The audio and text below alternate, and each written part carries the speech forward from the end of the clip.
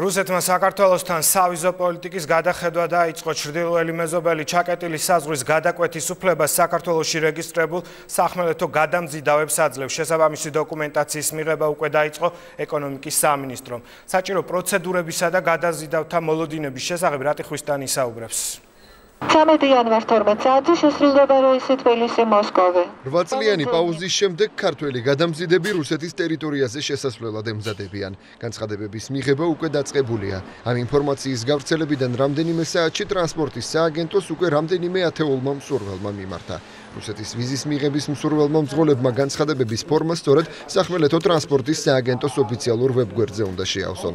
სააგენტო მონაცემებს რუსეთის შესაბამის უწყებას გადაუგზავნის და რუსული მხრიდან მოწვევის მოსვლის შემდეგ ქართველი მძღოლები რუსეთის მრავალჯერად ერთწლიან ვიზას გამარტივებული გზით მიიღებენ. ჩვენ უკვე დავიწყეთ განცხადებების მიღება, ჩვენ ვებგვერდზე გამოქვეყნებულია ის დოკუმენტები, რომლებიც უნდა წარმოადგინონ კომპანიებმა სახმელეთო ტრანსპორტის სააგენტოში. შესაბამისად მძღოლების მონაცემები გადაეგზავნება რუსეთის ფედერაციის შესაბამის უწყებას, ხოლო შემდგომ მოწვევის მიღების შემდეგ ისინი უკვე ურიგოთ შვეიცარიის საელჩოში მიიღებენ ერთწლიან გამარტივებულ ვიზას. გადამზიდი კომპანიების წარმომადგენლები ამბობენ, რომ საქართველოდან განხორციელებული რეისები მნიშვნელოვნად გაიზრდება. მათი ვარაუდით ცვლილებები მეტი მოქალაქის დასაქმებას გამოიწვევს.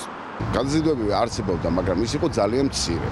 რა თქმა უნდა, მეტი ადამიანი დასაქმდება და დაახლოებით 200-300 ავტომობილის, ასე ვთქვათ, გადართვას ვარაუდობთ ჩვენ რუსეთის მიმართულებით, მაგრამ ერთი რამეც არის, რომ რიგ შემთხვევაში შესაძლებელი იქნება პარკი.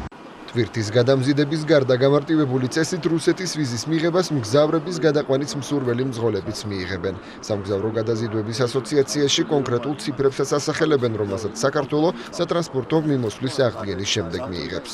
9 ქალაქში შევა ქართული გადამზიდავი. შარშან რეალიზებული იყო რუსეთის მიმართულებაზე 1 მილიონი ლარის ბილეტები. ამ რეალიზაციიდან 20% დარჩა საქართველოში, დანარჩენი წაიღეს რუსმა გადამზიდავებმა.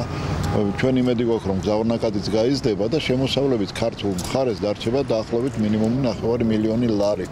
და რამოდენიმე ათეული ოჯახი დაკმაყოფილდება სამუშაო ადგილებით და შემოსავლებით. რუსეთმა საქართველოსთან სატრანსპორტო მიმოსვლის შეჩერების შესახებ ცალმხრივი გადაწყვეტილება 2006 წელს მიიღო.